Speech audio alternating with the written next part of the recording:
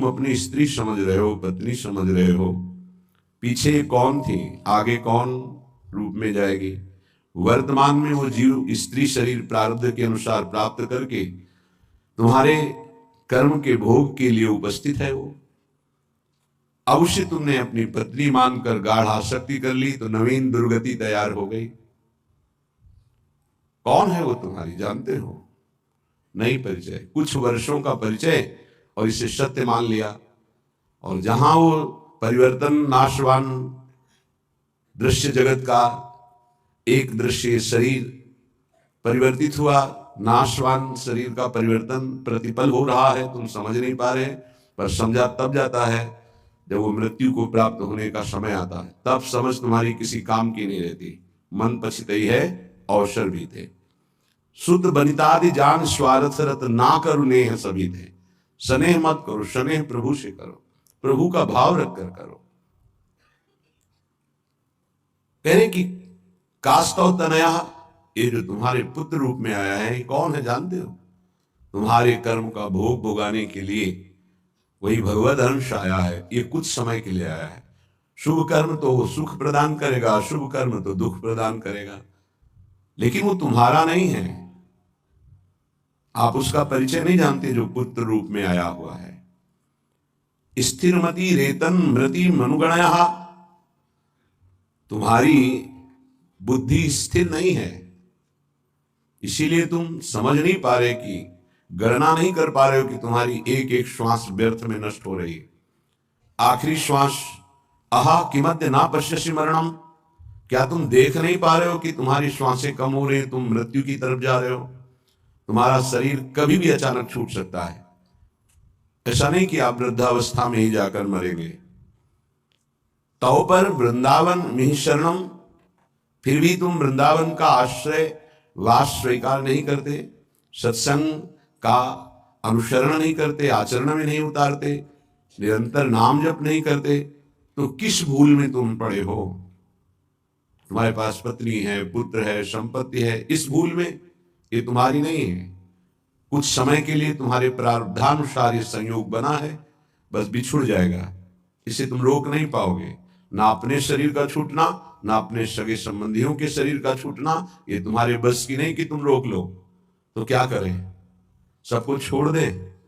नहीं, सब में भगवत भाव करो, अपने धर्म का पालन करो, खूब नाम जप करो। जीवन सार्थक करने के लिए बहुत आवश्यक है। अगर आप इनके मोह में फंस करके भगवत विमुख जीवन व्यतीत कर रहे हैं तो निरर्थक जीवन है। प्राण निकल जाए पर भजन नहीं छूटेगा, इसे ही भजन कहते हैं। और ऐसा भजन बहुत लोग नहीं करते, कोई कोई करता है।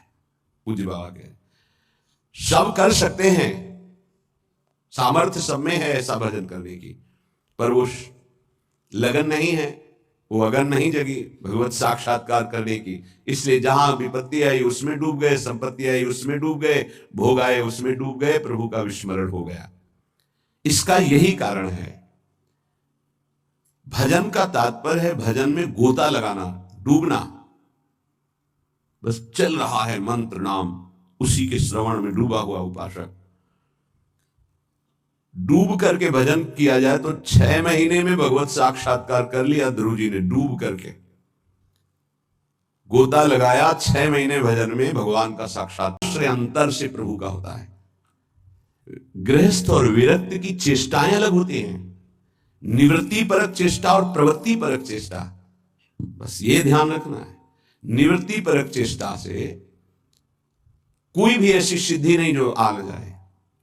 प्रवृत्ति परक चेष्टा में अतिथि सत्कार, परिवार की सेवा, समाज की सेवा, नाम जपने का अभ्यास, धर्म पूर्वक कमाया हुआ धन, तब वो आगे बढ़ता है। निवृत्ति परक चेष्टा एकमात्र भगवदाश्रय, उसी से सब हो जाता है।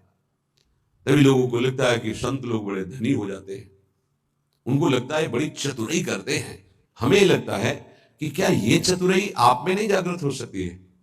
क्या चतुराई? आप बरगहा पकड़े हो, बहुत चतुर है संत जन, ठग लेते हैं। किसको? ठगनी माया को भी। माया ठगनी विश्व को ठग रही हो, उसको भी ठग लेते हैं। वो बड़े चतुर हैं, रामई भजई ते चतुर नर, क्योंकि उस सच्चिदानंद का नाम एकत्रित किए हैं। एक नाम के ब्याज में पूरा त्रिभुवन नहीं है, उसकी बराबरी हम नहीं कह रहे नाम की ब्याज में। एक नाम त्रैलोक ही तारे, जो न ले सो जन्म ही हारे। अभी अपने लोग महिमा नहीं जानते नाम की, सच्ची मानिए। किसी ने कहा कि समस्त संसार को तो हम दुखे में देख रहे हैं, अगर विश्व में कोई सुखी है, वो उपहास के प्रति शब्द थे, अगर विश्व में कोई सुखी है देखा जाता है तो संत जन देखे जाते हैं। उनका तात्पर्य अध्यात्म से नहीं था, उनका तात्पर्य भोगों से, विषय सामग्री से, वैभव से था। अगर तुम्हें ऐसा पता है तो तुम वैसा करके देखो, बहादुर हो। तुम्हारे में चतुराई की कोई कमी है क्या? बड़े चतुर हो। तय बालक नहीं भर्यो शयानप, तू बालक नहीं भर्यो शयानप, काहे कृष्ण भजत नहीं नीके। अरे तू बालक नहीं, बड़ा चतुर है, पर तू ठीक से भजन नहीं किया ना, इसीलिए ऐसा है। क्या चाहिए? त्रिभुवन का सर्वश्रेष्ठ पद 5 वर्ष का बालक प्राप्त कर लिया गुरु जी, क्या चाहिए? अखिल लोक चूड़ामणि भगवान के पास, क्या कमी है? पर आपको उतना भजन करना पड़ेगा, आपको वैसे समर्पित होना। उस 5 वर्ष के बालक ने मां का प्यार, पिता का प्यार, राज्य सुख, शरीर सुख, सब भयों को त्याग करके इसी मथुरापुरी में आकर भजन किया। इसे मधुपुरी कहते हैं शास्त्र भाषा में। यहीं आकर के भजन किया और यहीं स्वयं सच्चिदानंद भगवान आकर दर्शन दिए और उनकी कामना पूर्ण की, उच्च पद की। गोता लगाना अर्थात उसमें डूबना, अर्थात उसका ऐसा दृढ़ चिंतन, गुंजायमान केवल मंत्र और नाम हो रहा है। तुमसे सच्ची कहते हैं, ये जीव बड़ा पागल हो गया है माया में, सत्य वस्तु को समझ ही नहीं रहा। पूज्य बाबा कह रहे, उसको यही पता नहीं कि मैं यहां कमाने के आया हूं मृत्यु लोक में। पागलों की तरह घूम रहा है, कभी ये बटोर रहा है, कभी वो बटोर रहा है। उसका लक्ष्य नहीं पता चल रहा कि तू आया क्या लेने यहां है, क्या कमाई करने आया है, उसको समझ में नहीं आ रहा।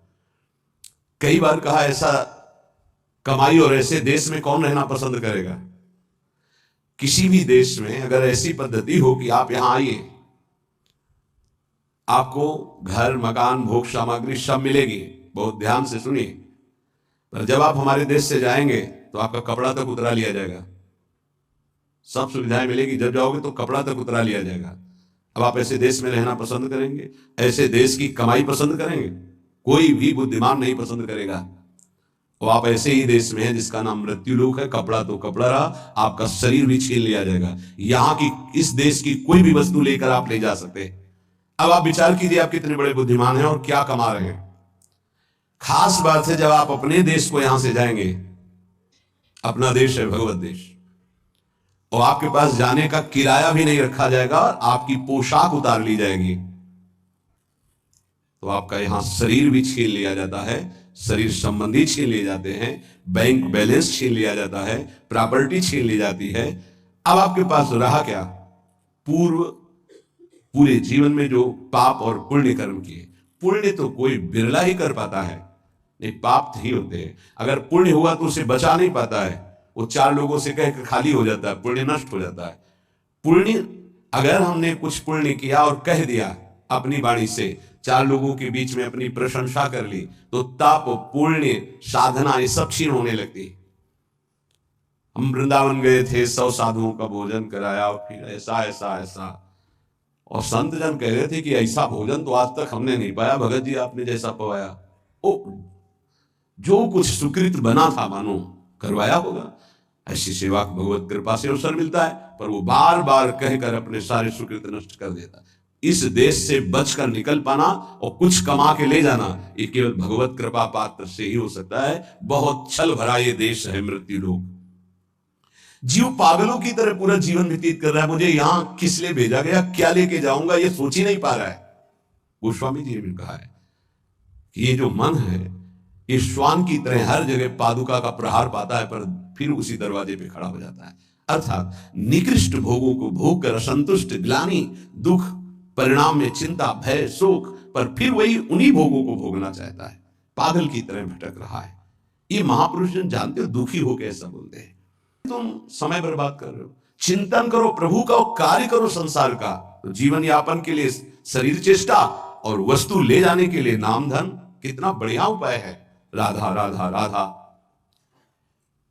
विषय अनेक हैं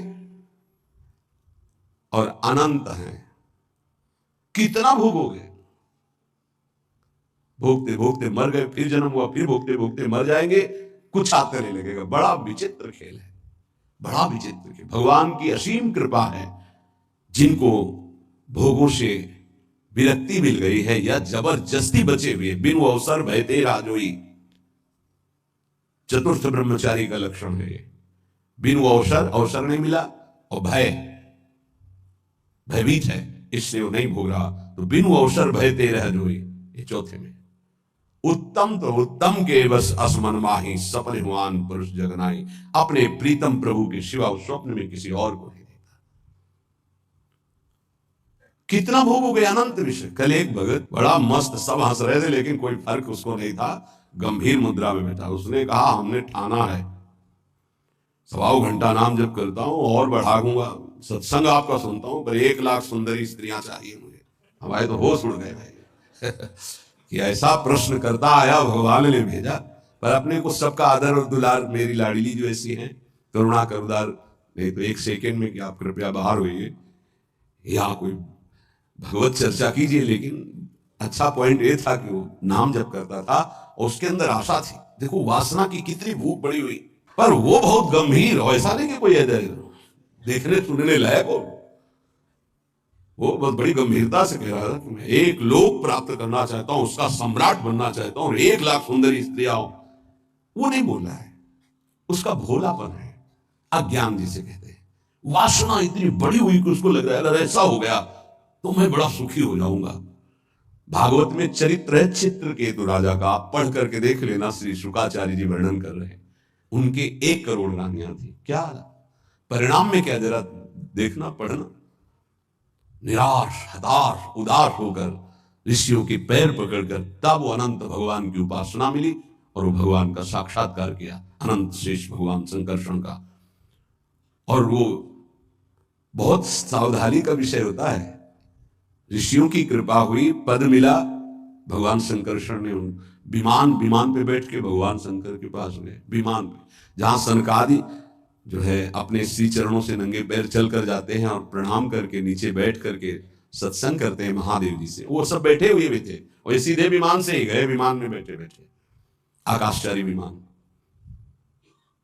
भगवान से कहा कि एक साधारण पुरुष भी अगर अपनी स्त्री से वार्तालाप करता है तो एकांत में करता है। आप तो वो महायोगाधिराज योगिंद्रों मुनिंद्रों के गुरु भगवान शिव, तो अंबा जी वामांग में बैठी हैं, आप बैठे और ब्रह्म का उपदेश कर रहे हैं।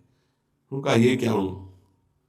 सब ऋषि आश्चर्यचकित हो गए कि ये कैसा। तो अंबा जी ने कहा अच्छा तुम्हें वरदान मिल गया है, विमान मिल गया है, तो तुम जगत गुरु भगवान शिव को उपदेश करने आए हो। जब आसुरी प्रवृत्ति तुम्हारी बढ़ रही है तो इसका शासन करने के लिए तुम्हें दंड विधान चाहिए। प्रभु तो करुणामय है, वो कुछ बोलेंगे नहीं, इसलिए हम तुम्हें शाप देते, जाओ असुर भाव को प्राप्त हो जाओ। वही वृत्तासुर के रूप में प्रकट हुए थे। तो अंतिम समय भगवान से जो प्रीति मांगी वो माता जी की ही कृपा थी। या देवी सर्वभूतेषु बुद्धि रूपेण संस्थिता, मानो मां ने कृपा करके उनको उस अहम से रहित करके पावन भक्ति प्रदान करी। ये जो वासना है ये जीव के सर्वनाश के लिए अनंत जन्मों से पीछे पड़ी हुई है। वो तो एक भोला व्यक्ति, अज्ञानी व्यक्ति अपनी बात कर रहा है। आप अंदर से देखो, ऐसी लाखों वासनाओं की परत जमा है। हमको रोज नाम जप रूपी सोहनी लगा के इसे साफ करना है। पर ये विषय अनेक अनंत, मन कहता है इनको भोग लो फिर हम भजन कर लेंगे।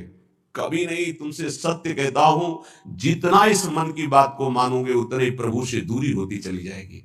और ये सिखाता है ये जलन हो रही, अगर भोग लेते हैं तो शांति हो जाए, बढ़िया भजन कर लो। इसकी शिक्षा यही होती है, क्योंकि जानता है भजन के लोभ से ये हमारा साथ दे देंगे।